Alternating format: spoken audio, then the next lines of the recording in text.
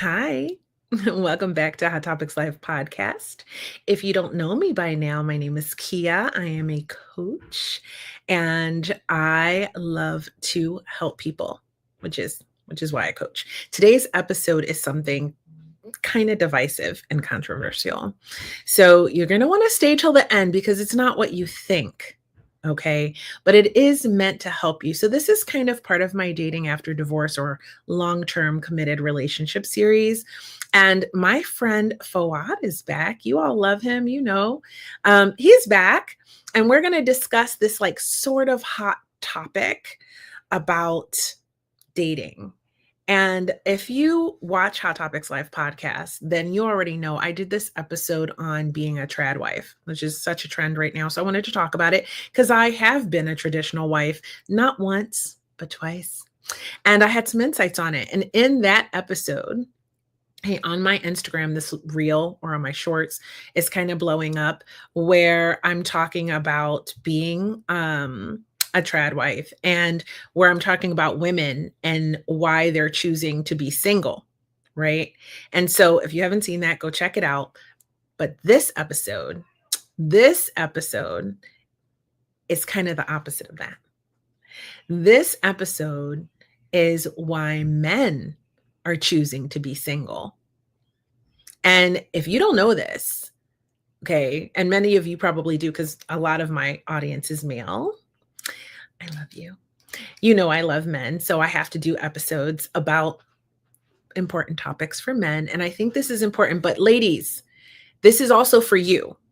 Because if you're out here trying to date and you're going out and you're trying to date in real life and you're noticing that, hey, I'm out here having a drink at the bar in a nice spot, expecting single men to be there and you're not seeing them, this could be why.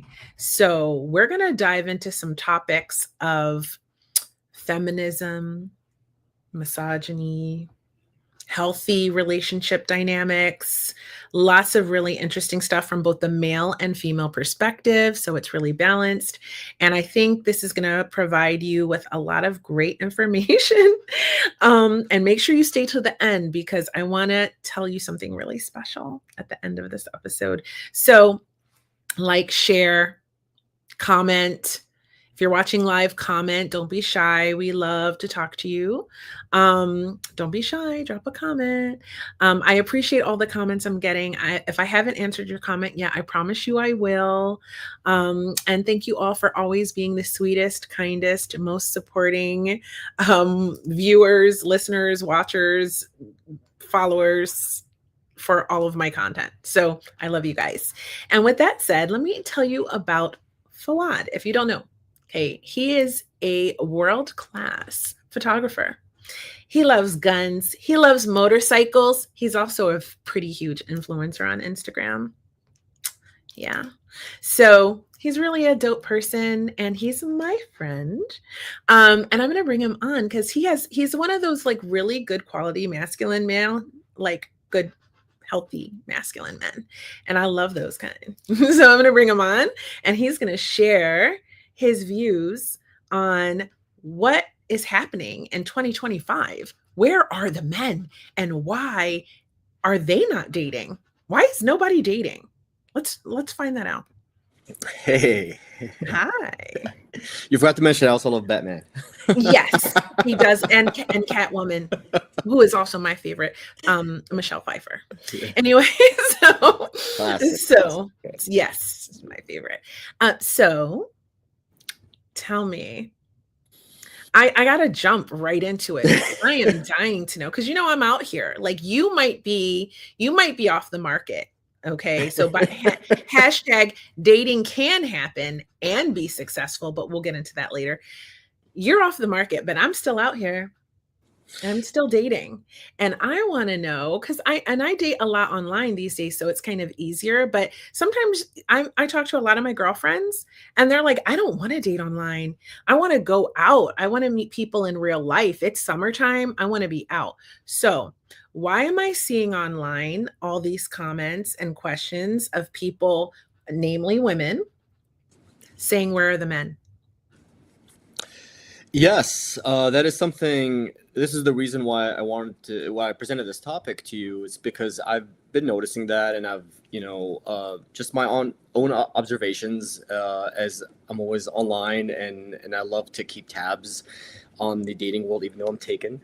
I do keep tabs and try to understand. I think it fascinates me, and that's why. And as I'm not a coach, but I do coach friends on dating, and I've coached people who talk to me. And so this topic is very important, and I'm really wanting to bring it up from the angle of men. This is what men feel. This is what men are saying, and for the men watching, please comment your own experiences and observations, and maybe why you have chosen to exit the dating world or marriage. Both. Some people are choosing not to marry, and this kind of is the same. You gotta look at it the same way how the millennial generation, my generation, I was born in '86. Most of us have chosen not to have kids. We have less kids, and so, well, what does that all stem from? And you got to start looking at societal changes, and societal changes lead to these things. I'm not here to debate whether those societal changes are good or bad. That's not what I'm saying. I'm just telling you this is what is happening. And the truth is, to sum it up, and of course we'll go into details, but to sum it up, a lot of men don't see any perk anymore. They don't see that there is value in putting themselves out there and in dating anymore. So they've kind of given up. Now, there's a lot of truth to that. And we can look, if we want to deep diver in. We've talked before on here about the challenges of online dating, the algorithm skewed on that, how hard it is for a lot of men. So that's been one, but that's just a fraction of many different issues that men are facing. Financial changes in society, that's a big one. There's still the expectations of the man having to cover things, dating. And with that, now, again, I'm not here telling you what you should be doing or not. Leave it up to you guys, but this is how men are feeling. Men are honestly confused by where they stand and what are the gender roles now. It used to be very cut and clear. A man knew his role, and a man was willing to fulfill those roles because he also knew there was roles that a woman played, and it was very cut and dry. Everybody knew kind of their place in society and how that worked. And now men not only feel confused, but they also feel like, well, okay, so if we're gonna throw away all those normal societal terms that we used to, the traditional societal norms we used to have as far as the gender roles and everything, then why am I still being held to that standard but not applying? You know what I'm saying? If I'm trying to put this in the right words, like picking and choosing which ones we're following.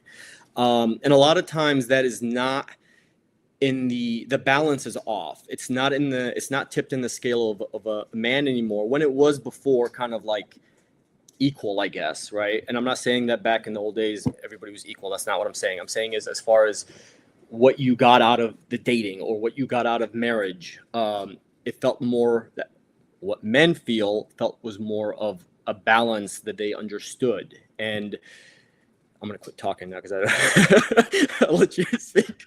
I feel like I'm going on a tangent here.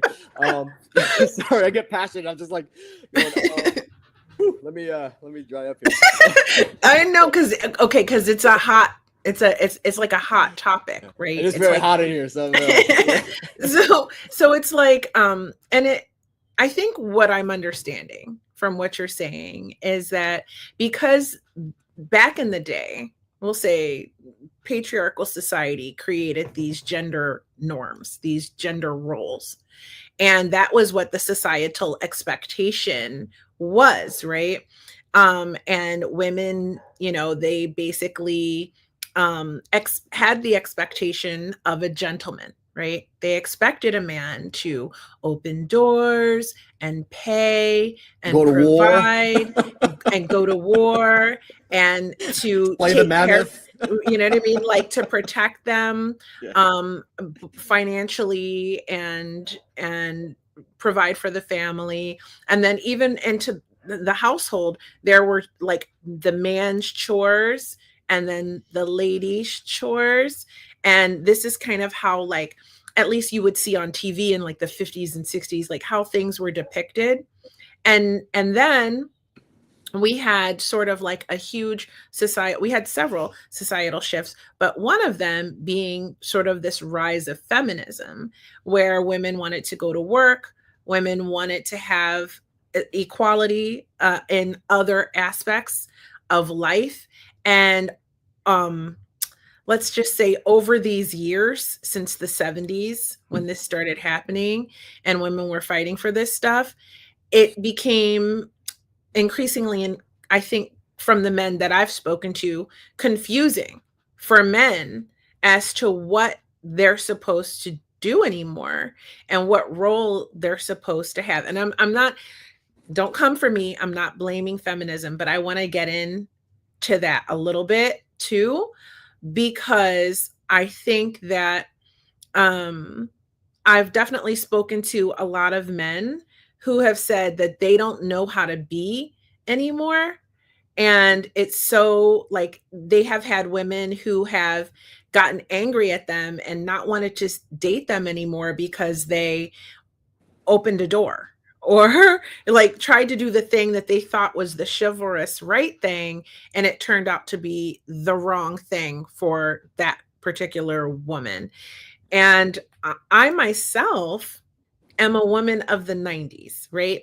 And so when I am Gen X, okay, so when we were coming up, all of the propaganda for girls was you can go to work, you can take care of a home, you can do everything, you can do it all. You don't have to wait for a guy to ask you out. You can go right up to him and, honey, did I? Okay, go And right up. Barbie Like, and Barbie started having 300 different career choices. Barbie had a lot of jobs. She could be anything. Okay. And that taught us like we could be and do anything. And so, from what I'm seeing, is you see women now, they're graduating from university in large rates. They're holding positions. We're going to war. We're doing all of these things. And it's created such a shift in society that we've become super masculine. And I'm not necessarily saying that's a bad thing because, right, both men and women have masculine and feminine qualities in them, like energies. But I think a lot of us, myself included, I'm going to be honest, went through a phase in my life where I was too masculine. Like I didn't know how to receive from a man those things. And what I want to say is, so the way I look at that is, I kind of separate your era of feminism than what I call toxic feminism. The toxic feminism is different. The toxic feminism, like, men don't have an issue with women holding careers. Okay, that is such a myth. Okay, men don't have an issue with women out earning them. Okay, I think most men today are like, hell yeah, my wife's a CEO. That's awesome. That's good for me. That's more Porsches to play with in my garage. So that's not the issue. The issue has been toxic feminism that has put men in a bad light and kind of put all men in this basket that they're bad. And honestly, this is my own opinion, and you can come attack me. I don't care. You can attack me. So, but it's people who, from my observation, it's people that end up just jaded. And this is, I'm talking about women that get so jaded that they become overly toxic feminist because they've kind of given up. And to save face, they start bashing, well, it's all the men's fault. The men are this and men are that. It's like, well, that's not true. And now I'm not saying, and whatever I say, does not apply just to only that gender that I'm targeting at. Okay, it does go both ways. Okay, I just want to make that clear to everybody. Men do that too, but this is my own perception. Okay, my own opinion is that I see that more from women than I do from men. Okay, men will just check out. Women, on the other hand, I see the YouTube clips, I see the TikTok clips, I see the women that, and honestly, I don't know why people get on TikTok and share all these things, but they do, and it's kind of cringy. And guys, that's not a way. There shouldn't be a battle of the sexes out there. There really shouldn't. Okay, we're not enemies. We share this earth together. So. And I was trying to come to a point. The toxic thing comes from the I can't have it, so no one else should have it either. This is the same way I look at women that, and I'm not talking about recently divorced, recently broken up women. Those women, you guys have all the right to be like, I don't want any man right now. I get it. Okay, you're in a stage. I get it. Okay, well, I'm not blaming you. But there are, for example, women who end up single, and then they will, let's say they have a friend. Okay, let's say a female who just happens to be single because she just hasn't gotten a guy. She doesn't do well dating. Okay, let's just put that example out there. And maybe she has a friend who wants to date and who wants to go out. And what I've seen, this is again my own perception, is that the other female will kind of just make the whole thing ugly for her. Like, oh, you don't need that guy, or you don't need this guy, or you're fine without him. You're fine without these guys. Like, they'll kind of do that. See, men don't do that. A single guy doesn't go to another guy and go, oh, dude, no, don't date her. No, he's like, yeah, go ahead. That's a good job. Like, it's more of a cheering on. And I don't know why. I don't think, and honestly, that is not good women empowerment. Because I've always understood that feminism comes from women empowering other women. I don't know why women are hating on other women. That doesn't even make any sense to me. But back to men, why they are checking out. Good point you made. Women graduating and stuff. Yes, more women are graduating. Women hold more college degrees than men today in today's society. Okay, the percentages, it's skewed now. It's skewed, not skewed. Sorry, that's the wrong word. It's what do you call it? The scale's tipped. That's what I meant to say, not skewed. The scale has tipped, and more women are college graduates. And I've brought this up before when it comes to the dating market. Women who graduate college are looking for men on their level, whereas before, if right now 0 women had any college education and 0 women held no jobs, no man would say, oh, I'm not dating her. It just doesn't work. But on the other flip side, it is a standard that comes from women, and that is something. Again, I'm not here to discuss whether that's right or wrong or anything. I'm here to tell you that has caused a shift, and there are the dating pool has shifted, because if the women outnumber the men in college degrees and men don't, and women are only choosing, for the sake of argument here, let's say all women are only choosing guys with college degrees, well, there's not enough men for all of you. There isn't anyway. I'm sorry. Like and a good point that you made is that, like, women, they don't tend to date down. They only date at their level or above. And so if every single woman is looking for what they consider this high value man because he's at her level or above, you're right. There's a huge shortage of men. And where do we, so society has changed, and we get that. And as society has moved on, and please, toxic feminists, remember that it was men who gave you the right to vote. So don't hate on them. Okay, we're not all bad, but we do need to make a point that along this societal change, men have kind of sat back and just have accepted it. they've gone along with it. I don't know who would disagree with that. I don't think there's Many have. yeah, I but know they can there are just many that but hate it and would yeah. like it to go backwards. Men or women. Men, there's Well, lots of misogynistic men that are toxic. they exist 100%. I don't Just think like the toxic majority. I don't. Yeah, feminism but I don't think exists. I don't think they're in the majority. Is what I'm saying. Just like I don't think toxic women are the majority of True, women. true. That's what I'm getting at. So I don't think they're in the majority. So on average, I don't think men have had an issue with it, and we're here.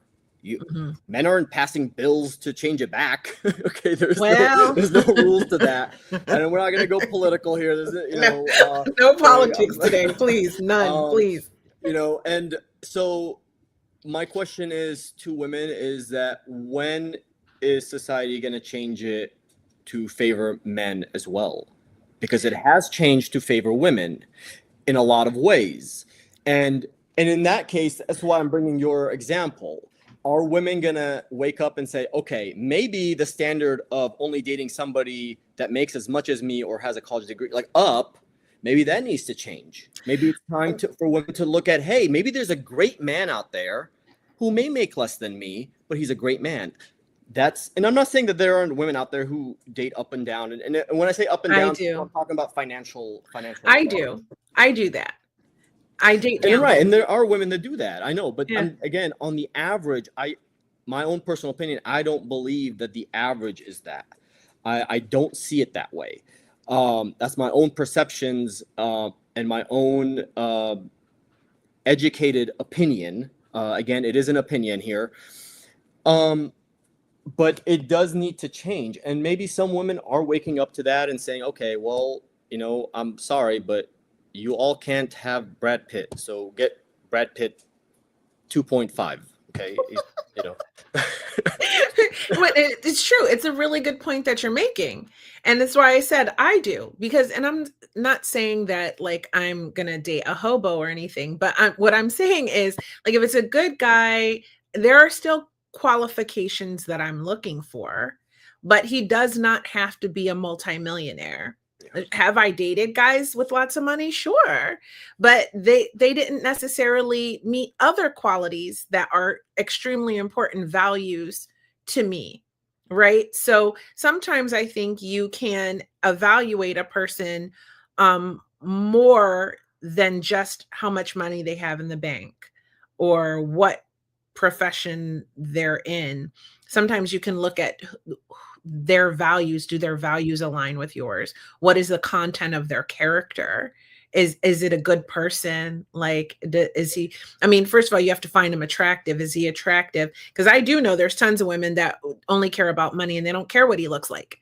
And no, like I am not judging anyone. You do what makes you happy. I'm just saying what like, I enjoy meeting lots of people and I have dated all different types of guys. And I do think that you're right about the fact that society needs to change. Now, a lot of women will say that women should not have had to fight so hard to have like autonomy or to have these choices that we have now, right? The system was set up for men by men, not necessarily, and our roles were to be a supporting character in that. But that's not how it should be. And if society is already changing, then I happen to think that we can create a dynamic between men and women instead of not dating, instead of like, I mean, I have two cats. I'm not going to lie. But instead of saying I'm not going to date and I'm just going to grow old with my cats, okay? Like I'm saying that I believe that men and women, instead of all of this like divisive, like propaganda that's out there these days that is like super misogynistic or super like man-hating feminist that I also see. I'm also a feminist, by the way, but I happen to believe in the true nature of equality, and not equality how you might think I mean it, meaning like everyone plays their part in an equal way. So it's like a team. Right. And I think we have to like know how to play to each other's strengths and weaknesses. And like, so if so if we were in a relationship, right, I might be good at or let's just say this, I have 4 degrees, right? Let's just say I founded a company, which I did, and it's doing really well. Okay. And let's just say, for example, you have a great job, but it's not doing like the company. Okay. So maybe that's what I'm doing right now. But what could you be doing? Obviously, there's a role that you could play that doesn't have anything to do with money. Maybe you're really good at managing the finances. Maybe they're good at cuddling. Right? Maybe. But I mean, but still, or maybe if I'm busy working all the time, maybe you actually don't mind doing domestic labor, right? Like, or maybe we can find a way, maybe we're both super successful and you have a business and I have a business and we're both busy. So we hire people to do the domestic labor so that we can spend time together and like figure out how to coexist, Right. and play to each other's strengths and weaknesses. And maybe instead of being like, this guy has to be super masculine and I have to be in my feminine energy all the time, maybe we could shift. Maybe we could coexist in a way that works for us, that's per couple, instead of like a generalized thing. And I totally agree with that. I do. I think I don't think it's wrong. Also, I know we've talked about this as far as boundaries and all that. To set, everybody's looking for the right fit when it comes to matching with someone, but I need women to understand, just like high value women don't kind of need you. Don't need it. When I say you as the men, it works the same way. And most women, as we already said, date up, high value men are not going to put up with your bullshit. So 50,000 women in line. And the more boundaries you put up, and that's all I'm saying, is the more standards you put, the more boundaries you put, you're going to lose that. Wait, hold on. Okay, I think we're using the wrong words, because we want boundaries and standards, but I think barriers, maybe like. Barriers is a better word. Right. Well, the boundaries and standards are barriers. And what I'm saying is, and I'm not telling you what to do. I am telling you what is happening. So your boundaries, and now obviously there are boundaries that are very important. When I say not all boundaries are legitimate, okay? If your boundary is I only eat purple Skittles and you should only serve me purple Skittles, the guy's leaving, okay? That's what I'm talking about. I'm not talking, okay, there are legitimate boundaries and there are stupid ones, okay? I'm talking about that when those guys, okay, whether you like it or not, don't need you. Just like women don't need men either. Okay. And this is again, going back to the societal changes that are affecting dating in general. This is both sexes here. I'm not talking about just one. I'm not just saying that men will leave women. Of course, there's a lot of women who are like, bye, next one. I got guys lined up. Right. So it is what it is. So where is that? Now, if they're both up here, honestly, I don't know what happens. But if the scale is skewed, I don't know. But if the scales are skewed, one person is always going to have power of the other one. Okay. Now, but power dynamics in relationships are terrible. It is 100%. I am not disagreeing with you, but that is the reality. Now, you as a person can choose whether you want to put yourself in that position or choose not to. But if you keep chasing like people who may be out of your league, and I'm sorry to say that, but that is true for a lot of people. It's a true statement. If they're out of your league and you're setting these standards, they don't need to stay with you. So are you that's the self-reflection to men and women, both of you out there. Are you dating within your league? If you're somebody, for example, who does not like to work out, who does not like to, you want to just sit down and eat chips all day and stuff, please do not get mad and quit dating just because you can't get a fitness model. She's not looking for you. She's a fitness model. Just like a fitness model dude is not going to be with somebody who's more heavy. Sometimes. Does it exist? Yes, I'm talking average. Does it exist? 100%. I knew a Caribbean guy with a six-pack, and his lady was a big lady, and I loved them for that. And you rock on. But that is the exception, not the rule, people. That is the exception, not the rule. Okay, I am sorry, but I'm here to give you a reality check. There is exceptions to everything. Everything. Nothing's an absolute. But let's face reality. Just because it's this like dream that, yes, are there NBA players? Sure, of all colors. Do I think I'm going to end up on the NBA? No. Okay? It's a fantasy. So to grow up and thinking that me at 5'8" is going to be an NBA player is stupid. Okay? It's just not real. Okay? Could it happen? Is there? I don't know. I'm sure there's a 5'8" NBA player out there. Maybe. How tall was Spud Webb? What's that? I'm like, how tall was Spud Webb? Wasn't he like 5'9"? What I'm saying is, in the history of NBA, I'm sure there was a 5'8" player at some point. That's an exception, not the rule, people. Okay? Right. Fair. So again, anything I say, I'm not speaking in absolutes, but people do need to start looking at these realities. And I will say, I think when it comes to the social media and the dating apps, I think it has inflated women's egos very high. And that has affected the part of the societal thing again. Like, it goes back to societal changes. Women are told. Have you ever looked at what men's advice from other men are compared to how women? Yes, and it's crazy sometimes. So women, I feel, do a disservice to each other by honestly lying to each other sometimes. And I'm not talking about advice. I'm talking about when it's a close friend, when it's your close girlfriend. Women don't seem to be honest with them. It's always about uplifting and cheering, and I'm like, that's great, but are you helping somebody see where they're at? Are you helping them see their flaws that maybe they need to work on?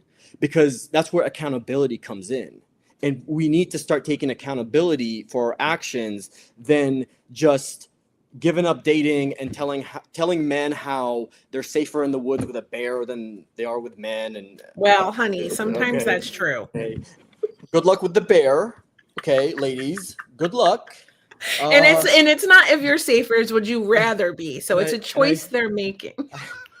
You can carry bear spray in the woods, and you can carry bear spray in your purse. You can carry pepper spray, and a taser like I do. And you can do that too. But leave the. Or you could get really handsome, strong boyfriend, and then exactly. So it's silly, and honestly, ladies, just like I harp on men all the time when they say stupid and cringy shit all the fucking time on why they've checked out and their dating struggles, and I have to tell women the same thing. I think a lot of them it's a load of shit.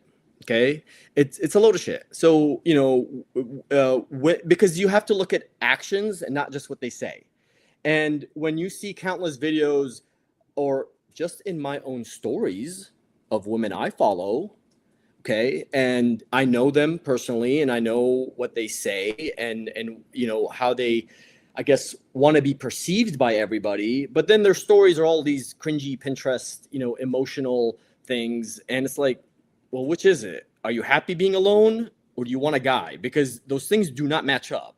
Okay, like, are you trying to convince yourself, or are you trying to convince everybody? I'm confused here, and men pick up on that. And I'm gonna be honest with you. For me, and this is personal. For me, it's a turnoff. It is a turnoff. When I see women continuously posting these Pinterest-style memes, of just don't do it. Don't do it after a breakup. Don't do it. Like, it makes you look weak. Honestly, I'm just giving this is honest advice to men and women. Don't do that. Don't post the breakup song and all that. Like just don't put yourself in that position. It's not good. It's cringy. I just don't like, side note, I just don't like public displays of personal stuff. Like, I don't like drama playing out on social media. I find that so cringy. But that's just me. But what I wanted to say too is I think a lot of women are also confused. So I think it's honestly, like, I think it's a Fair really enough. confusing time for both men and women because the things are changing. There is an evolution happening within men, and there is an evolution happening within women. And we can't go backwards. So what we have to do is we have to find a new way to correlate to each other, to build a new way of being masculine and feminine and in healthy ways. And I think a lot of the conversations out there are super bullshit because it's giving all this bad advice to men that is making them do things Give weird. us an example. Give it like a and example. and advice to women, like, for example, okay, for example, women, they're being told, like, don't go 50-50. That's an example for women. And it's giving the expectation, and now hear me out because I know you're going to think I'm crazy, but it's giving the expectation of that this man should pay for everything. Okay. Now, if you're a woman who is open to dating someone at your level or maybe slightly below, okay, and you're living in the economy that, like, I'm in the United States right now. So you're living in an economy where it's a tight economy, like, things are expensive. Okay. And you're having this expectation of a man to pay for everything, right? And it might not be realistic for him to be able to. I'm not saying he shouldn't pay for your first dates and stuff like that.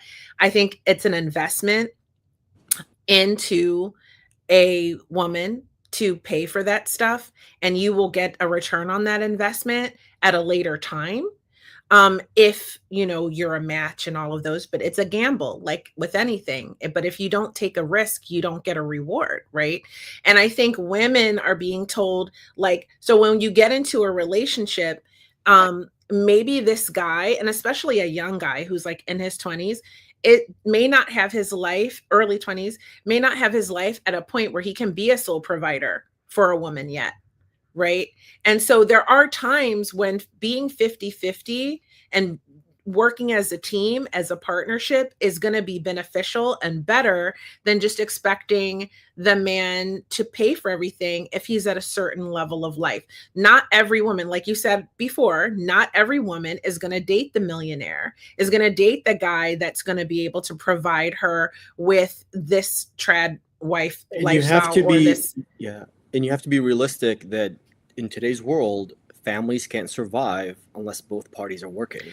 Exactly. That is a 50-50 type of household. We Exactly. do not live in the old world. This is how the world Exactly. works. So and for people to think that a man will just cash flow your lifestyle, because I've seen things, everything from, hey, why aren't you paying for my nails, why aren't you paying, like, and this is like stuff that But women are taught that. They're yeah, like, if you don't, if and he's not that's, paying for your nails, and I'm not, some guys do, some guys will, some guys, if and they I'm like, can, they and hey, hey, all and they power they to can you. and they want to. And I think I do, I'm not gonna lie, I do think a man who can should, because you should, because I am old fashioned. So, oh, this is a good example. So I am more old fashioned in the way I like to court, right?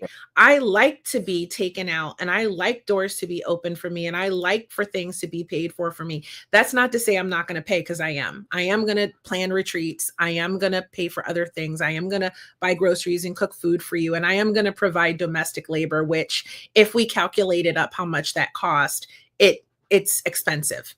Okay. Ask your cleaning. If you have a cleaning lady, that woman charges money. Like, it's expensive to get your house clean and things, your laundry done, and things of that nature. So since I'm the cleaning man in my house because I can't afford a cleaning lady. I love that. I love a man who cleans, by the way, because I also believe in share. When we're talking about equality and like 50-50, I'm not only talking about money. I'm talking about, okay, well, if we're both contributing, like, we're done dating, right? I do believe a guy should pay when you're initially dating and stuff. But when you're into the connection, into the partnership, I do believe in 50-50, because I think that I want to help washing the dishes. I want help folding the laundry. I don't think that's my role. I mean, and I think every relationship can be different, which is why things need to evolve. I think people should talk about this when they're dating. Like, what does that relationship look like to you? Do you expect me as the woman to do chores? If you expect me to be the only person who does chores and work a job, like, that's something men have been kind of Right. taught to believe over these years. It's not going to happen. It shouldn't. And this is a wrong thing, because, you know, in the traditional era, men were taught also to, they were taught their roles, and the roles were: take care of your wife, take care of your woman. You are her protector, you're a provider. They were taught how to treat them, okay, how to treat their lady. Hopefully. And you're right, and those are the things that are now, well, a lot of men are like, well, I was taught to do all this, but where, and they understood that this is what women traditionally were taught, but they're not being taught that. Then now they're being taught, give me. And it's like, wait, hold up, time out. Like, And I think that that's such bad advice. It That's is like bad the advice. bullshit white advice that women get a lot of times. Yeah. And I'm not saying like date a brokey broke and like get taken advantage of and all. I'm not saying that. I'm saying Yeah, that I understand. we, like, the roles are changing.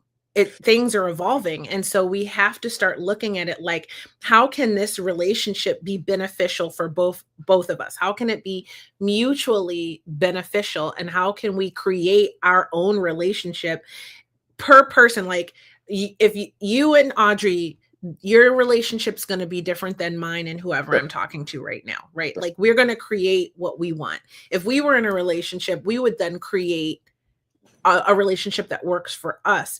And I think we have to stop looking at what people are saying a relationship should look like and start deciding for ourselves with our partner what we want our relationship to be and what will actually work for us. That's a very good point. That's a beautiful point that you just made. It should be between you and your partner, not listening to what somebody's telling you your relationship should be like. That is extremely true. For me, you made a comment. You said, the first date's investment. I've never looked at that as an investment. That is just me. When I look at first dates, when I tell men your first date, I don't say that's an investment in that woman. I say pay for the first date, because that is your first impression, and paying for the date it's a masculine thing to do. So it just elevates you a little bit, and puts you in a more masculine light, because that is what most women are looking for. So that's the angle that I go at that, because it's a first impression. You only get one. And I like so that. Yeah, so it's, and then, and again, it's between, like, you made like I said, a beautiful thing what you just said. Me and my girlfriend, she's, at the moment, she is going through a career change, and she's not going to have a few paychecks, soon. So I've been kind of cash flowing some stuff for her when it comes to stuff between us, right? Date nights, going out, I don't mind covering it, because I understand that she's going through something right now, and it's not an expectation from me. And that's just, it doesn't have to be said. It doesn't have to be talked about. It just is, and I do expect in the background, hey, maybe when I've fallen on hard times and you're pretty good in your career now, I might need you to help me out. Okay. And I hope that you don't look at me as, oh, you don't make any more money now? Bye. Because that would be horrible. So yeah. It would be so bogus. What's that? That would be so bogus. Yeah. Well, but that does happen. Sadly, that does happen. And I've made this comment before. I've told you that, in my opinion, men are the romantics. Men don't leave women when they have lost a career or things, but you do hear those stories on a woman's side when, a man's down on his luck, and they start, it's hypergamy goes into drive. And I'm not saying, again, this is not all women, but it does happen. And I'd say more on average, more women do this than men. Men will stick it out, like, hey, it's hard to, it's what it is, but sadly, women end up leaving the guy for the better option out there. And I'm not saying that there may not be other circumstances, but that ends up being a thing. So yeah, it's a fascinating thing, and then we talked about dating a lot, but also marriage. And to be honest with you, a lot of men have checked out of marriage too. It used to be a lot of men, women look forward to their wedding night, okay, but men look forward to being married, and in a lot of societal norms, being married made you finally a man. Okay, you were accepted as a man in society because now you're starting a family, and you were also respected more. And so men really wanted that. Okay, they want the family. Men also strive to have it's that instinct, that male instinct to provide and protect, right? And men have checked out of that, sadly, because they do feel like there is no more perk for them. When laws started, and now I know not all the time laws have been more balanced now, but there was a time in society where the laws were skewed and divorces just for women. A lot of men felt harmed by that, and when it came to custody issues and things like that, a lot of times those laws were skewed. I keep saying skewed. That's not the right word. I don't know why I keep saying that. I'm trying to say geared or misbalanced. Skewed is not the right word. That means like fraudulently changing something. That's not what I'm trying to say. Okay, sorry. And men kind of started checking out of that too. So they honestly, and the only answer I can give to everybody is that men are saying that I don't see anything in it for me. I can do this myself. I can live by myself. I can date, and the older a man gets, the more he's checking out. Because guess what, ladies? Those older men, that if you're their age, why they're not dating you is because they're dating younger women. So remember back when you were young and you were dating older men, okay? I'm talking about those women, okay? So the ladies that were in their young 20s, dating up, older 30-year-old guys or 10 years plus, yeah, that's who they're dating. They're not dating you, okay? So, and that becomes very problematic. And again, what does that cause? That causes pessimism, that causes jadedness, and that causes women to kind of revert to a more, well, I guess I'm just gonna hate on men and live with cats. And ladies, I'm not hating on you cat ladies, okay? I love y'all, okay? Because I like cats myself. But what I'm saying is, you can be a cat lady and not be anti-men. So, sorry. I have to kind of make it a fucking joke. I have dogs too. But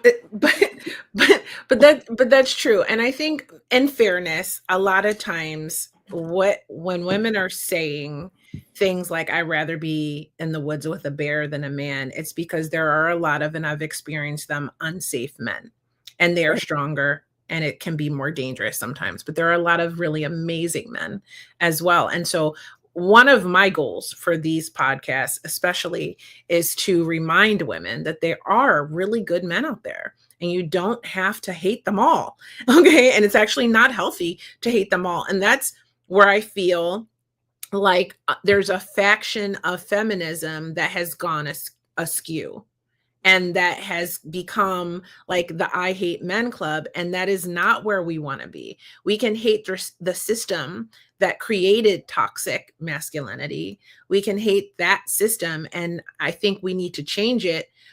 But also, I don't like the type of feminism that means that indicates that I am not a real feminist, because I love men and I think men are great. And I think that we should love them and we should help them through this change that is happening in the world. And also, women who are opting to live with cats, it's because of the old traditional way that women's roles was extremely exhausting and unappreciated. And sometimes they're with these men who are raised in these misogynistic ways that it felt oppressive for a lot of women. I mean, and like you said earlier, you said after relationshiping, you need to take some time. After my long marriage of 13 years, I took 4 years to be single. And I'll tell you why I didn't. And at that time, if you would have asked me, I would have chose cats happily, because I was tired of cleaning up after a man, Right. tired of cooking, tired of doing all the domestic labor, tired of raising our two kids basically on my own. What he did was go to work and come home. And I had a 24-hour, I had 3 jobs. Each kid was a job, plus taking care of the home. All of that, each of them was a job. So I had 3 24-hour a day jobs, and he had one maybe 12-hour a day job. And I was tired of it. And I know a lot of women come out of relationships burnt out, exhausted, feeling unappreciated, and feeling like they have nothing to show for like the best years of their life. And now men want to date 25-year-olds. Well, guess what? It's okay. That's your choice. You can do that. For me, it took me 5 years to move through the healing of that breakup, to recover myself, because it was lost in all of the responsibilities that I was basically shouldering on my own. And that doesn't happen to every woman, though, because lots of women find true partners and have someone where they can create a relationship where there's shared responsibility. And whether she is home with the kids, there's nothing wrong with that. If you find joy and fulfillment with that, you should absolutely do that. If you have a partner that provides everything for you, you should absolutely enjoy that. I'm not saying this is every single person. I'm just saying it's a lot of people, and a lot of people that I talk to and know of and see online. And I just feel like a lot of times women will say, I don't want that life. I don't want to be raised. I don't want kids. I don't want to be raising kids and doing all this labor. If I'm going to work, I'm not going to come home. And I fortunately, well, I did both. So during part of my marriage, I worked and I came home and I did these responsibilities. And And I totally agree with you, and I totally agree with you. And I feel bad for any woman that has had to go through that. And this is where I say that relationship was a mismatch. Same true. way a lot of men will leave a relationship exhausted, abused of what they've Mhm. had to True. live with, and they felt like they got no credit, no nothing, and so they come to a burning point, just like women do. And I don't Exactly. blame them. You're in every right to feel like, hey, I'm not appreciated. I'm doing all this, and you're not helping out. Men feel that too, and this goes back to, you guys are not a match. That is not a matchful relationship to begin with. And if there's a power dynamic there, if the other person feels like, oh well, if you just want to go, then that's not where you want to be. I will say that this becomes a psychological thing. You know, I'm kind of branching off into a different thing, but it boggles my mind that on average, when a woman has a guy who's willing to do everything for her, I think that applies to men as well, maybe, but I'm a guy, so I'm looking at it from my perspective, okay? But when I see women who have a guy that's willing to do everything for them, they see that as too easy, he's too available, and you guys seem to go after the person who maybe doesn't give you the attention, doesn't give you the level of respect. And I don't know if women feel that is a challenge, so they go after that, and for some reason psychologically it makes you more interested, because now you're like, ooh, I want the thing that I can't have. And then you end up in this really horrible relationship with somebody who didn't give a shit to begin with. And the person who was willing to drop everything for you and help you out, and call you, like, you know, if you need help in the middle of the night, he'd just come to you. And that's the guy that you kind of threw away. And I see this often, so many times, and I don't understand it. Okay. And I don't honestly don't have an answer to that, other than I feel like that is just, it's a psychological thing. I think it's just a human thing is what I'm saying. I don't think people mean to do it that way. I don't think that's their intent. I think it's just we're wired in a way to be that stupid, and it's such a stupid thing to do. You know, I have also seen men do that. You know, they have a female, but I see that more often with women. But I have seen men where there's a woman out there who's so good for them, they're willing to drop everything for them. You know, and they just see them as an option. And this is where, you know, we've talked about. And I don't want to go into the topic we've already talked about, dating, but people seeing them so available that they're just an option there, and they go keep dating somebody else, and they end up with somebody else who's not a great match. And I think people need to stop doing that and think very hard about, hey, who do I really want to end up with? Dating or marriage shouldn't be, there's already challenges enough in this world. There shouldn't be challenges between, you know, a husband and wife when it comes to the intimacy part of making it work. I think that's just silly. And if there is, then that wasn't a good match to begin with, because you have way too many challenges in life that are going to face you as a married couple or as a dating couple, to also add on something that is your choice, that you could have made a better choice, and in your control. Does that make sense? Totally. I think it comes to it comes to giving people chances, like, you know, like, because I think we live in this digital landscape of dating as well, where it's very easy, especially for women and men too, to just swipe or unmatch and go on to the next 10 people that they have in their inbox or whatever in their matches. And so it gives them like this ability to just be very like almost too selective. And sometimes, you know, I think a lot of people also are out here and they're not quite as far along in their healing as they should be. And I see this, and because I date men, I see this with men.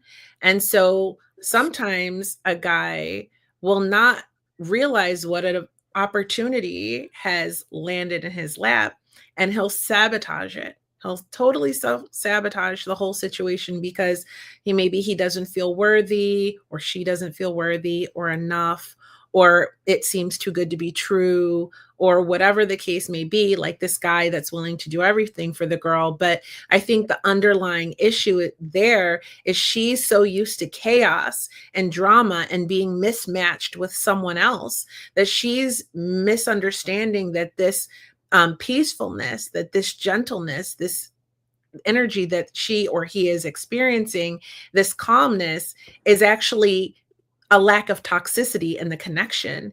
And so they think it's boring. They don't think it's good. There's just something off. I don't know. You know how many girlfriends I've had tell me, and I think the guy's amazing, and they're like, I don't know, he is amazing, but there's just something off. I don't know what it is. It's just something off. There's no spark. There's something, it's the chemistry. And I'm like, honey, what you think is chemistry is toxicity. It's dramas. Okay. What you're missing is drama. Okay. You don't like him. I kid you not. There are men dating coaches out there that literally tell men, you need to do this or that to cause a little drama, because they tell them that because they know that that's what women want. The thing is that, ladies, we live in the digital age, and we've kind of figured out your game, okay? We kind of understand you, okay? There was a time when men had no clue. Now, you know, this goes into that whole dating, playing games and stuff, but that's what ends up happening, is because we understand now that I don't mean you purposely are looking for drama. You just love drama. Unconscious. You know, listen, I grew up with my mom watching soap operas because she loved the drama. Okay, it's just the truth. In the good old days, we got it from soap operas. We got it from soap operas. Now my mom watches Turkish soap operas because regular soap operas are I don't know, subtitled. She's found a new method, but I love a novella. Give me a Latina doing some drama. Okay. With the subtitles on. And another thing is a lot of women, you understand, again, your pool of men, a lot of men who look for those traditional values and stuff, you have to understand that those men have gone overseas. They have left, they may have not left the dating world, but they've left the American or Western dating world, that's for sure, because they're not finding what they are looking for. So they are marrying Far East Asia, Indo-Asia, like in that area, because women there are still raised in those traditional values and they are seeking that. And that's what ends up happening with what men are doing now. Or are they seeking women they can control better? I don't know if that's what I would call it, but I don't know. Just food for thought. I don't know. Just playing devil's advocate. Whether what it is, I'm here to tell you this is the reality, guys. That's all it is. I'm not here to say that is right or wrong, what the intentions are. I am simply stating that this is the reality. Whether you like it or not, it could be for control. Whatever it is, that's what's happening. That is the reality. Whatever the intention is, it doesn't make your world any better because you are losing the men to your dating pool is getting smaller. And that's no different to men. Men, I tell them your dating pool small, but from different reasons, right? And the idea here is just to reflect on these things and to see where we as a society need to kind of wake up to these and just bring awareness to it. Just be aware of it and be aware that this is the societal changes and this is the repercussions. Societal changes doesn't mean it's a bad thing, right? Societal changes doesn't always mean, what do you mean? We got to go back? No, that's not what I'm saying. I'm saying is this is what's happened. No matter whatever change is going to cause a ripple effect to inadvertently or inadvertently change everything else. Okay, everything is tied. Okay, it's like the butterfly effect, right? Every little change will affect many other things. So just keep that in mind. And ladies, the guys who are college educated are building roads, and listen, they're getting paid good. They're in vocational jobs. It's true. Tradesmen, so guys get paid well. On those guys are the blue collar workers are out earning your college graduates now. So it's true. It's true. I see no lie there. I really don't. But and also being open to dating interracially, because a lot of times, and that's what in a different way you're kind of saying is like guys are going overseas. Well, they're dating a different race a lot of times that has a different set of values. And I have dated interracially my entire life. For the most part, I mean, I date who I like. So whatever that is. I saw your prom photo. That was my first love. He's so cute. But yeah, so as you can see, I have receipts. I have been dating interracially my whole life. And I think, and that's a good example of a lot of times, don't sleep on Black women. That's all I'm saying. But a lot of times if you date someone that's not of the same race or culture, let's just say culture as you are, they're raised with different ways of being that you may not have experience with your own culture that you might actually find are a better fit for what you're looking for in a partner. That's true. Mindset, values, a way of being, the way they will treat you. And I can only speak really for Black women because that's what I identify as. But what I know is that the men that I date are always really surprised by how they're treated, like how they're treated. And I actually have had some men not be able to handle it, like, and be that person that's like, has to end the relationship or we have to stop dating because they can't like they're unused to being treated so well.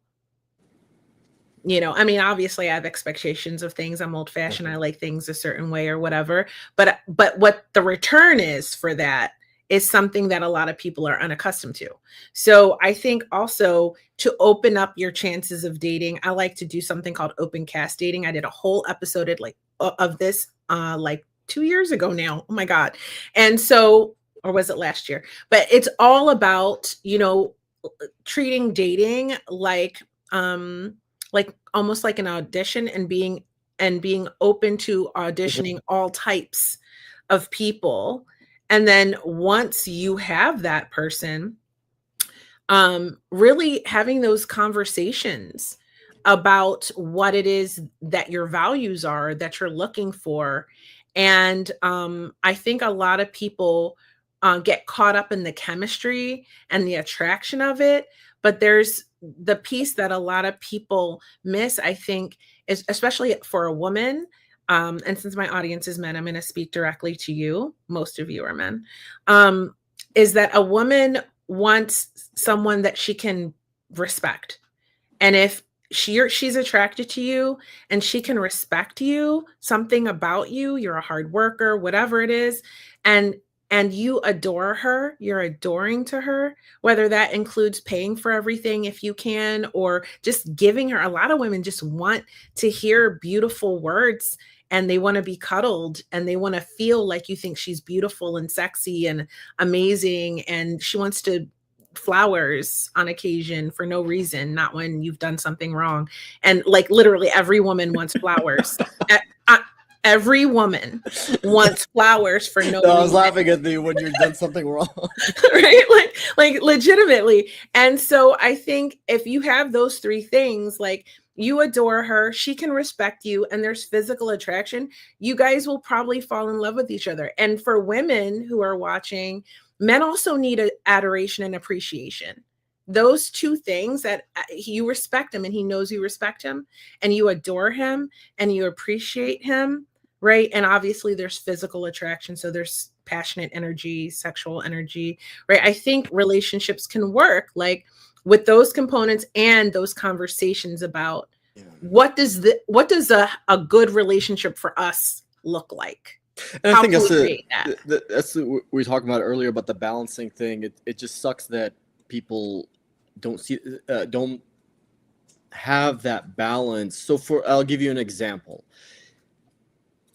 Let's say Thank you, Sabrina. You're my girl. Man and woman in a relationship, guy's busting his ass off. He's working all day. Okay.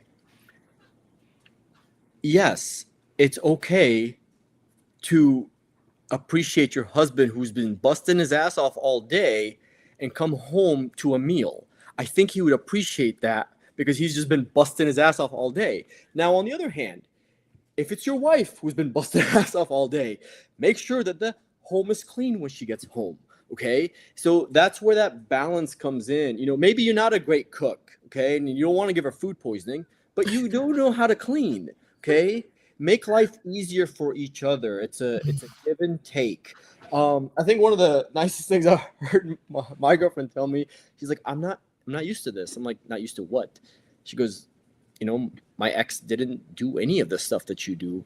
And I'm not like, it took me a bit to understand what she's saying. I'm like, I don't understand, because to me it's second nature. I don't really, it just is. When she's here, this is my home, and the same way I don't like anybody touching my clothes, like washing them and everything.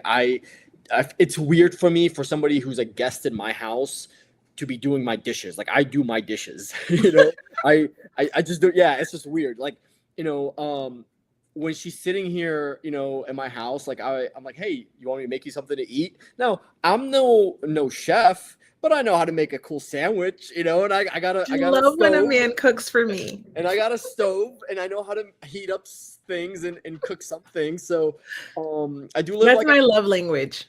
If we're dating, cook for me. And so if you're watching, these are little things that just, I know puts a smile on her face, because she kind of feels, and I tell guys all the time, like, women like to not have to think.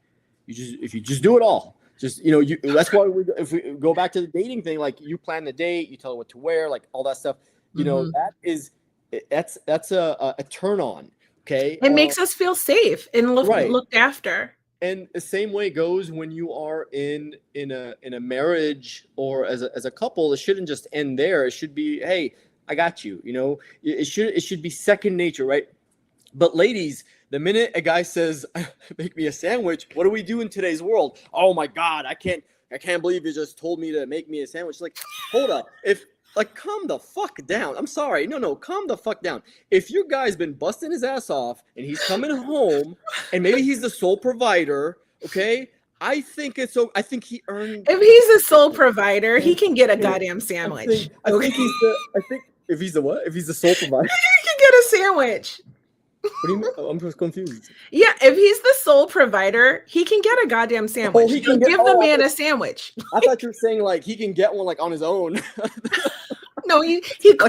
Subway. He could get one on his own, but he shouldn't have to. That's the point. But I'm saying is that it shouldn't be why, and this goes both ways. Why is my wife making me clean or telling me to vacuum? It's like you shouldn't be told. You should just do it. Just. Oh my God! Said every woman who's ever been married. Yeah, why doesn't he just do it? Why do I have to tell him what to do?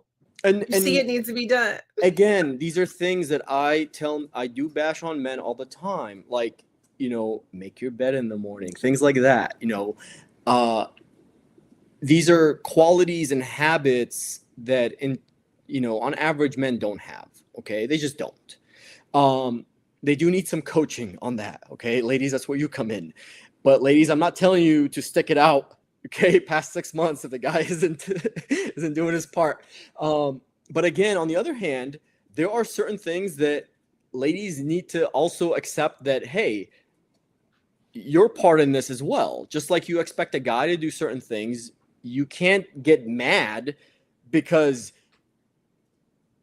so I guess what I'm trying to say is in today's society, everybody's so fearful of telling what a woman's expectation should be. Like, how dare you tell? It's like, hold up, you have all these expectations for men. I think it's fair for this to be balanced. No, it is fair. Right? It is fair to be balanced because, again, we go back to it's a 50-50 household. It's equality. So this is my theory of equality. Maybe it's just my opinion, but that's kind of goes as an example of what I feel as a feminist is equality, right? It's like you have to have expectations of each other, and they should be fair expectations of each other. And it doesn't necessarily mean that just because, because I go to work, I have to come home and then do all the domestic labor and because we both work. That's abuse. That's right. Abuse. Like it means if we both work, right, and we're both funding this life, so that makes us 50-50 because we're partners. We are partners. We are a team. So that means when we come home from work, we already know what our routine is going to be, how we help each other and work together as a team to make sure the house is clean if we can't afford a cleaning person, right? Like we're going to make sure the kids are taken care of together. And then we feed each other. Like we're feeding into each other. We're appreciating each other for the work that we're both doing. We're appreciating each other for both providing resources to our household. And that's equality to me. That's a feminist perspective in my world. Where we're understanding. I agree with that. Yeah, we're understanding that we're both masculine and feminine, which is why I hate when men feel like they can't cry and stuff like that. Like I think that's part of that old misogynistic education that men received, where no, you need to be a certain way, and I think, or you're not a man. And I also don't agree with those ways of thinking and how men are taught, and to how they need to treat women in toxic and negative ways. No, what you need to do is treat her like she's a beautiful flower, right? And women need to treat men with respect, appreciation, and adoration, and like they're Zeus, right? And make them feel like a god, and make her feel like a goddess, right? Who doesn't want to be made to feel like a goddess? And who doesn't want to be made to feel like a god, especially in the bedroom? So I think that stuff helps the intimacy thrive. And when the intimacy, like if you can figure out how to be feminine when she's masculine and be feminine when he's masculine, and that be okay. Like, yeah, for everybody. It's a balancing yin yang type of thing that needs Totally. to be, and it is a delicate balance, right? It's not a, I'm not saying that this is an easy balance, but again, this goes back to what you had said, where it should be between you and your partner, not the outside Not what opinion of, society yeah, what dictates. society tells you or your girlfriends are telling you that you should expect and do. That, you know, and but again, to wrap this up, like, this is what men are feeling. Men have felt that they have lost a lot of, I guess, an edge. They don't have really a say in a lot of things sometimes. They feel like, you know, what's in it for me now? And that's just, honestly, that's what they feel. They feel like, what's in it for me? Whereas before, as we said, before there was the societal norms that people kind of understood, okay, well, this is my role to play because I'm going to expect this. And it wasn't like they sat down and, and drafted these things up. It's just, it was expected in society. Everybody knew.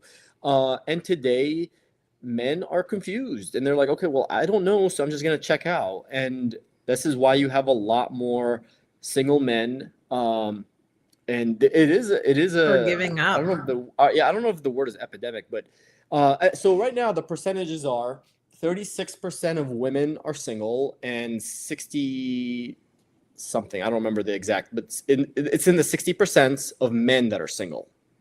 So as you can see, that is a different ratio there. That's a big ratio. Over 50% of men are single. That blew my mind. And Well, I then don't why know, am I single? Because there's because women are in the Just kidding. 30%. I'm kidding. You know, again, and you ladies, you have to remember. So to wrap up what I said, you have men who are checking out because they don't feel, you know, what's in it for me, right? You have men checking out because they're going overseas and dating other women. You have men checking out because they don't feel marriage is worth it anymore. And I forgot the last one. Yeah. And yeah, and I'm saying all this is, your pool is getting smaller. I think women have the power to revert this, because personally, I think it was women that caused this societal change. It wasn't men. And I feel like it's up to women, in my opinion, it's up to women to kind of, I put it on women because I don't put it on men. Men are idiots. Okay, so ladies, this is where you come in. I'm just being honest. Okay, if you're gonna expect a man to come in and save this situation, good luck. But it Maybe is ask a one. bear. Yeah, maybe ask a bear. Good luck. But it is women who wanted this shift. You asked for this shift, and you have gotten this shift. Remember, change equals repercussions. It's going to change a lot of other things. And so can a society, I don't know what 20 years and another 3 decades will look like, you know, in society in the US, but it is fascinating to me. I hope that this discussion has kind of maybe made people kind of think, you know, and be like, hey, maybe I want to look into this. And I do encourage you all to go research and look up and just Google things like, why are men checking out of dating? Why are men not getting married? And you'll see the different articles.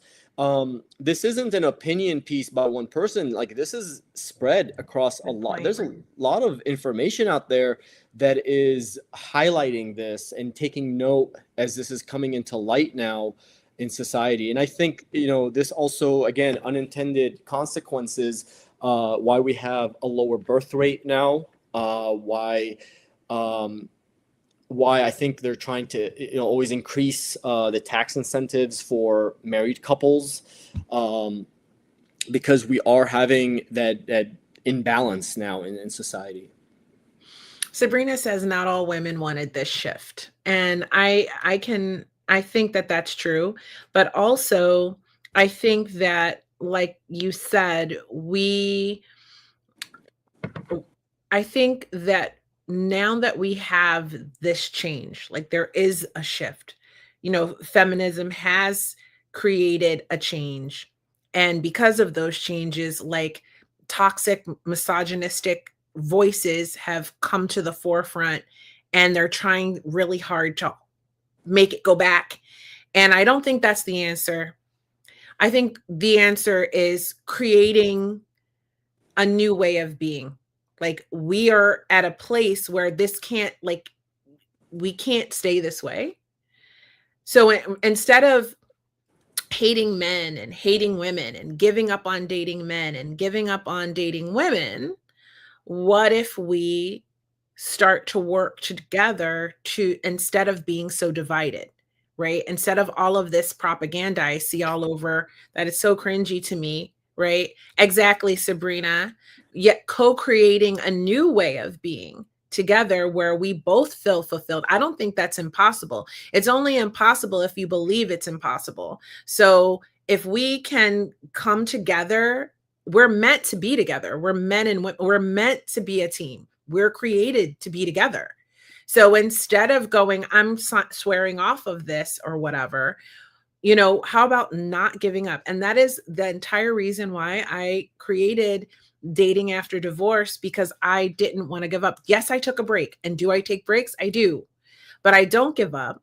I keep meeting people. I keep connecting with people. I keep talking to people, because you can't, you really, you don't succeed if you quit. That's the only time you don't succeed, really. And some people, sure, you don't want to be in a relationship. That's great. But if you do, I encourage you, like, we need to come together to create a new way of being in the new dynamics of how men and women are and what the statistics are, right? So there's, I don't know if you know about this, right? Before we wrap it up, I'm just going to say this. There's like, I can't remember the exact statistics. You can go Google it, but it was showing that women live longer and live happier if they're not married, right? And that's a statistic that's out there right now. And what I always say to that is, if I'm looking to be in a relationship, I meet men, I date men, it works, it doesn't work, whatever. But I'm looking for, you know, maybe the next partner of my lifetime, or maybe the last one. And I am in the knowledge of the fact that my life might be shorter and I might be less happy, might be, okay, because I think we create our own futures, right? And I'm still choosing to want a partner, because I truly believe men and women are meant to be together. We can make each other better, or we can make each other worse, but we have to keep trying and co-create a better way of being, a new way that relationships can work instead of the old way. That system's crumbling. So we have to change. So I just did a quick Google search. That's why I'm chuckling. I'm gonna read it. Just gonna read it. So I said, I asked the great God Google, I said, no, do men live longer single? Here's the answer. No, there is no evidence to suggest that single men live longer than married men. However, a study in the Journal of Social Science and Medicine found that married men were 32% less likely to die prematurely compared to single men.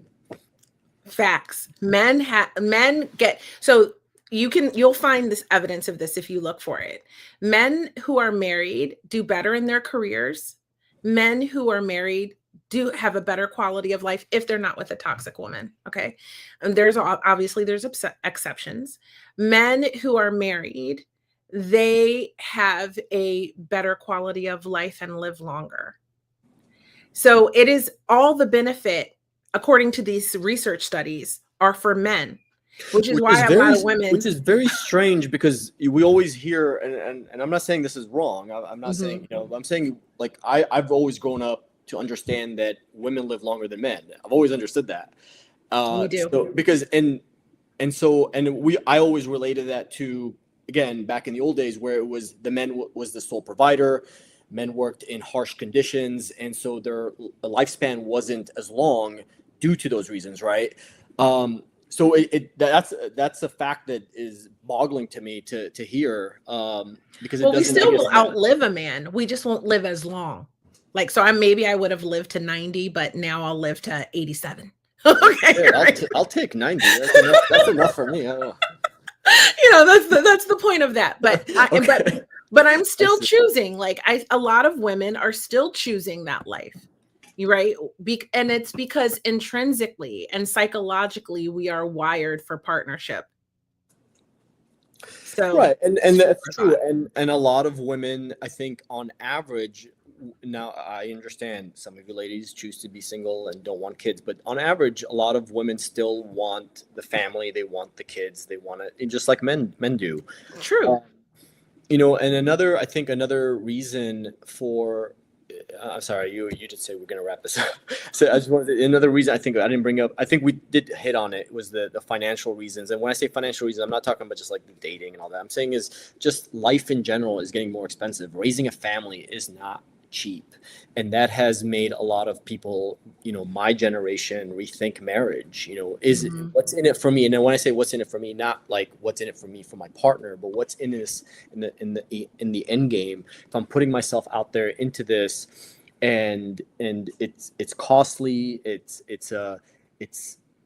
raising children is not easy. It's stressful, it's hard, and it's expensive. Yeah, so these are the things. Now we can look at that and say that's a selfish thing as well, because people are now choosing themselves over family and things like that. But again, I'm not here to say whether that's right or wrong. I'm saying that is what's happening. Well, I definitely think you need almost a two-person income to survive these days. I mean, it's really like, I'm a woman who is alone with a household and kids and stuff, and it's I'm amazed at how I've been able to keep this shit afloat for as long as at this rate, they might end up making polygamy legal just to have a 3-partner home. I mean, no lie. Shout out to my best friend Mel's. When I was pregnant with my first son, she lived with me and my ex-husband for many years because of my illnesses to help me out. And I'm not going to lie, having that third income, we lived very nice. Yeah. I'm just saying. Yeah. But it doesn't work for everyone that way. And that's why I think a lot of co-living spaces are getting really popular now too, because people can then be single, live in a co-living place, and do that the same way and maybe have an easier life. But I don't believe in a sexless way of being. Okay. I think that people need intimacy. You need partnership, however you want to get that. And I think that it's possible.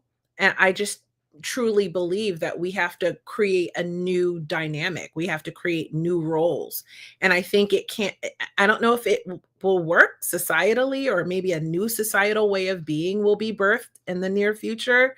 But I think we have to start thinking about that and having those conversations in a healthy way, instead of all this toxicity that's out there. I hate women. I hate men. Treat men like this. Treat women like that. Not all of you are going to get the rich guy.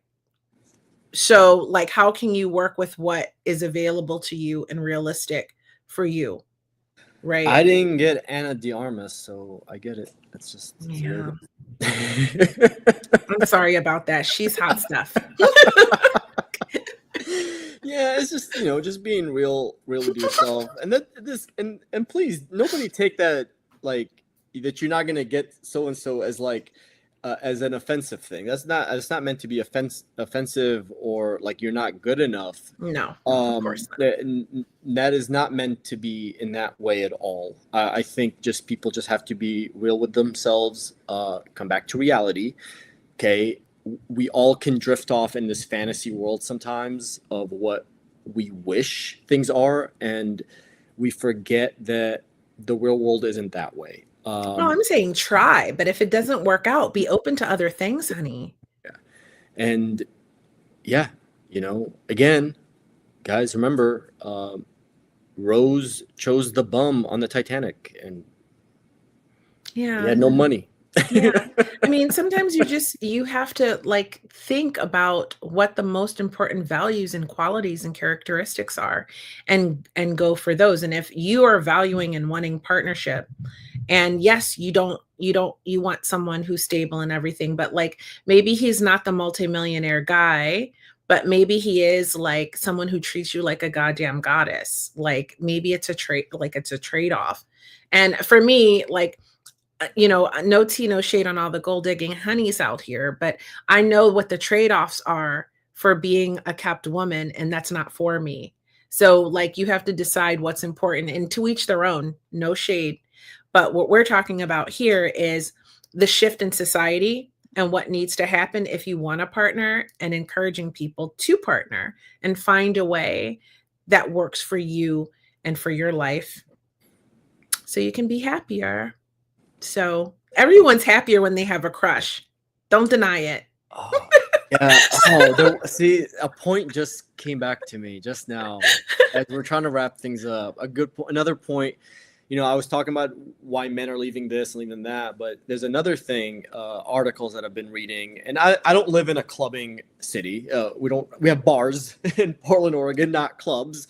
But in major club cities, and I used to live in those types, and a shift has changed.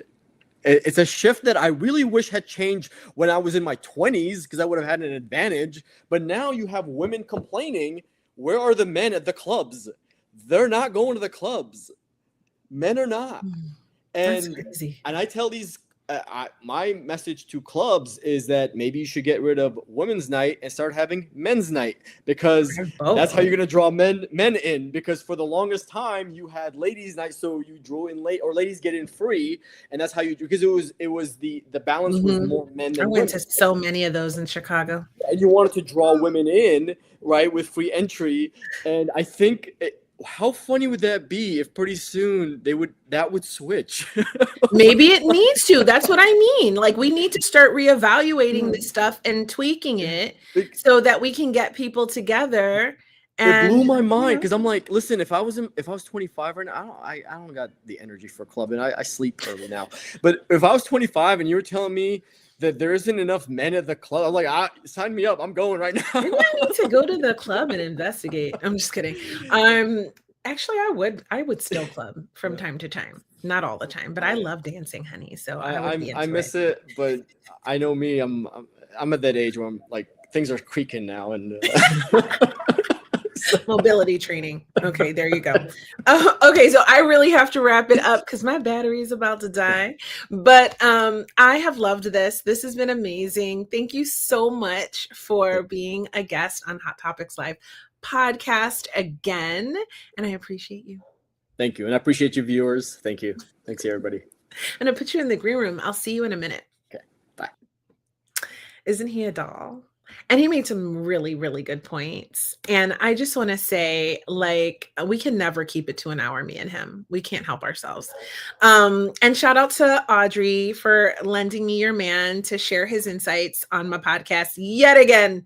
But I love Audrey. She's such a doll. And one of these days, I'm going to have him come back and talk about how he got such a hottie and how he is keeping her. Okay, for all of you, because you might want to know. Now, if you like sexy pictures, I'm in the new issue. This is my first issue of pinup I was ever in. Okay, I just submitted and was accepted to be published again in the 2025 issue of Chocolate Cheesecake. Okay, so if you want to know more about that, you have to go to my Instagram, but not just any Instagram, right? Not my Hot Topics Live Instagram. Okay. You have to follow me on @Kiativity. That's Kia and positivity put together. What is it that they say when you make up a word? It has a name. Can't think of it. Drop it in the comments if you know. Anyway, so you can follow me there. Follow me. And I want to thank my girl Sabrina for hanging out, and for all of you who didn't drop comments who are watching. Next time, drop comments and let me know you're here. Don't be so shy. Okay, you can ask questions too. Sabrina, I love you. You're amazing. Thank you for your support. I can't wait for you to be doing your own podcast. Okay, we're going to meet about that soon. And if you want to start a podcast, check out the description box. I have a link there, and you can be streaming a podcast just like I am. And oh, I love you too. And so if you want to see my pretty pictures and all my pinup, go to @Creativity, go and follow Hot Topics Live podcast. I will be back with another amazing episode. I'm not sure when yet. So you have to set your notification so you know when I come live. And I want to give a shout out to my sponsors, Eris Health. Follow them on Instagram. I'm not selling anything. You can just follow them there. I will appreciate that. You can also follow Mental Health Code on Instagram. Tell Caesar Kia sent you. He's amazing. You can take courses there. There's a lot there. So go and do that. Remember, set your notifications. I love you guys. And I have so many really good episodes coming up for you. And don't worry, Fouad will be back. I'll see you next time.